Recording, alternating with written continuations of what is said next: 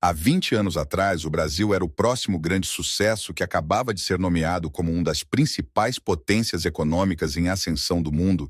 A sua economia estava crescendo mais de 5% ao ano e com uma população enorme, em rápido crescimento, uma enorme oferta de recursos naturais, pareciam firmemente no caminho para se tornar um dos principais países da economia global. Mas por alguma razão, isso nunca aconteceu realmente. Na última década, sua economia mal cresceu, o país saiu das 10 maiores economias globais. E mais de que como potência econômica, tem sido recentemente conhecida pelo caos, corrupção e estagnação. Mas o que deu errado e será que algum dia vai se recuperar? É por isso que o Brasil não conseguiu se tornar uma superpotência econômica, apesar de ser de longe o maior e o país mais populoso da América Latina. O Brasil nunca foi realmente um gigante econômico. Durante a maior parte do século XX, o Brasil foi atormentado pelos mesmos problemas como muitos outros países do continente. Situação política instável, governos gastando mais do que deveriam poderia pagar. E uma inflação extremamente alta, a economia do Brasil estava, na verdade, ficando atrás do México até 2005. Apesar de ter uma população 2 vezes maior, e em vez de ser uma superpotência econômica, o Brasil se assemelhava à notoriamente falida Argentina, sempre à beira da hiperinflação e do colapso financeiro. No final do século XX, no início dos anos 90, o Brasil estava tendo mais uma crise financeira causada pela sua irresponsabilidade econômica política, estava enfrentando uma onda de hiperinflação e era geralmente visto como apenas mais um sul-americano que não conseguiu atingir seu potencial. Mas então algo mudou depois de ter esgotado todas as outras opções. O Brasil finalmente decidiu que era hora de crescer e, em meados dos anos 90, comprometeu-se a uma série de reformas e políticas economicamente racionais.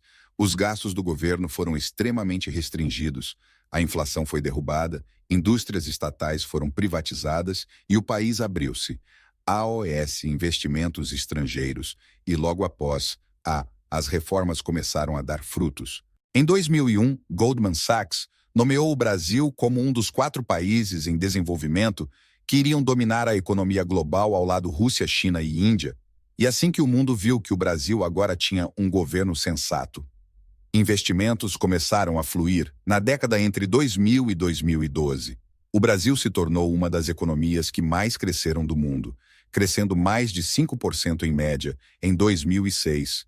Tornou-se a maior economia da América Latina e tornou-se a 6ª maior economia no mundo, ultrapassando o Reino Unido, e de acordo com a consultoria PwC, e deveria ultrapassar França e se tornar uma das 5 maiores economias apenas 3 anos depois. Década do novo milênio, o Brasil tinha mais um milagre econômico em formação e parecia que só iria continuar subindo, e foi exatamente aí que as coisas começaram a dar terrivelmente errado, apenas 5 anos depois. Em 2016, o Brasil sediava os Jogos Olímpicos como a China. 8 anos antes, isso deveria ter sido o momento em que a ascensão do país entre os pesos pesados globais é confirmada e orgulhosamente apresentada ao mundo, mas a realidade no terreno parecia muito diferente. Poucas semanas antes das Olimpíadas, o Rio de Janeiro teve que declarar estado de um desastre financeiro, já que a cidade basicamente ficou sem dinheiro e foi incapaz de pagar policiais ou bombeiros que cuidavam do evento e, em vez de comemorar, milhares de pessoas protestavam contra o Brasil sediar os Jogos alegando que o país não tinha condição de pagar. E bem, eles estavam certos naquela época. Em vez de ultrapassar economias ocidentais, o Brasil estava passando pela pior recessão profissional em décadas, com desemprego recorde e aumento da pobreza. Mas o que aconteceu bem foi a ascensão do Brasil na década anterior. Foi impulsionada principalmente por 2 coisas. A exportação de commodities, como açúcar, minério de ferro e soja. Por um lado, o influxo de capital estrangeiro atraído pelos governos fiscalmente responsáveis que o país tinha. Mas enquanto os preços das commodities continuaram crescendo por mais de 10 anos consecutivos, em 2011 atingiram um pico E logo após, seus preços começaram a cair quase imediatamente. Ficou claro que a economia, que deveria ser tão promissora, se baseava em nada mais do que apenas exportar produtos básicos e beneficiar de seus preços crescentes, e quando a procura caiu, ficou dolorosamente claro que não há muito mais que o país tenha para oferecer e que o seu crescimento só seria possível enquanto os preços globais das matérias-primas estivessem subindo e enquanto a principal fonte de receitas foi secando rapidamente. A situação foi piorado muito pela liderança política do Brasil, em vez de reduzir as despesas, quando os tempos eram difíceis. A presidente do Brasil, Dilma Rousseff, fez exatamente o oposto e começou a gastar mais do que nunca, antes de expandir já relativamente generoso estado de bem-estar social, aumentando as pensões, cortando impostos e introduzindo novos programas sociais, e gastou quantias de dinheiro que o país simplesmente não tinha condições de pagar, numa altura em que sua economia estava desacelerando rapidamente como consequência. A dívida pública e a inflação começaram a crescer rapidamente e, logo depois, a classificação de crédito do Brasil foi rebaixada, o que significa que, no olhos das agências de classificação de crédito, Brasil não era mais um país economicamente responsável e um lugar seguro para investir seu dinheiro, e, portanto, o influxo de investimentos estrangeiros, a outra perna que impulsionava o crescimento econômico do Brasil, secou, e, como resultado, a economia do país sofreu um enorme golpe, levando a um aumento do desemprego, os cortes nos programas sociais que o país não podia mais pagar, e o número crescente de pessoas vivendo na pobreza. E para completar o suado trabalho do Brasil, reputação arduamente conquistada como um país promissor, sofreu um enorme golpe. Assim, o país ficou famoso por escândalos de corrupção, uma situação política cada vez mais instável.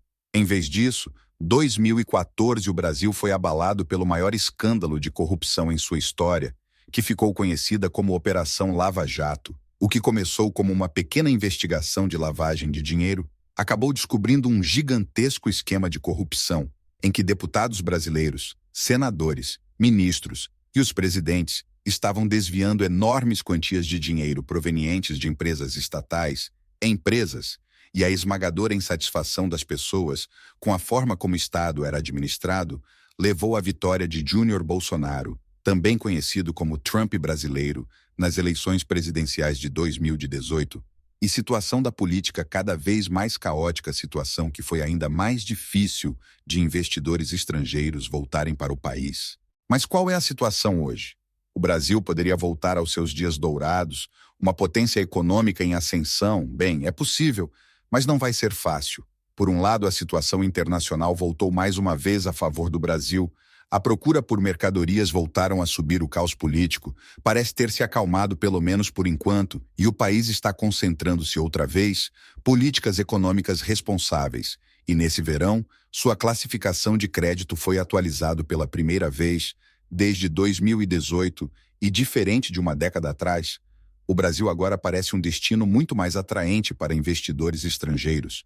À medida que a China está se tornando cada vez mais hostil a empresas estrangeiras e agressiva em sua política externa, em comparação, o Brasil está começando a ser uma escolha muito mais estável e, portanto, as chances da economia começar a crescer novamente em um ritmo razoável parecem muito boas. Mas o fato é que a recuperação tem sido muito lenta, já que o Brasil tem crescido muito mais lentamente do que outras economias em desenvolvimento como a Índia ou Indonésia. E ainda mais importante, os mesmos problemas que causaram a crise econômica há 10 anos ainda são muito presentes. Exatamente como naquela altura, o crescimento do Brasil enormemente depende da exportação de suas mercadorias. E o país está carente de outras indústrias e setores mais avançados que poderiam substituir as commodities, uma vez que os preços inevitavelmente começarão a cair mais uma vez. Além disso, o país ainda está lutando com burocracia na gestão disfuncional. E não há sinais de que a corrupção sistêmica tenha desaparecido para se tornar um verdadeiro jogador na economia global. Terá que passar algumas reformas muito profundas e estruturais que mudariam a forma como o país funciona para que o progresso econômico possa durar mais do que apenas alguns anos. Se o Brasil conseguir fazer isso, poderá realmente se tornar muito grande. Mas se o que acontece permanecer muito incerto, virar. Se você gostou desse vídeo e desse conteúdo, curte e comente para eu saber e poder trazer mais para o canal. Abraços.